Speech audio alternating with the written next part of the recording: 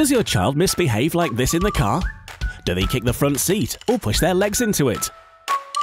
And they complain a lot. I'm guessing that their feet can't reach the floor while sat in their seat. The pressure under their thighs disrupts blood and lymph circulation, which leads to numbness in the legs and the sensation of pins and needles, giving them unpleasant muscle spasms and pains. And your little passenger may have a distorted spine from trying to get comfortable.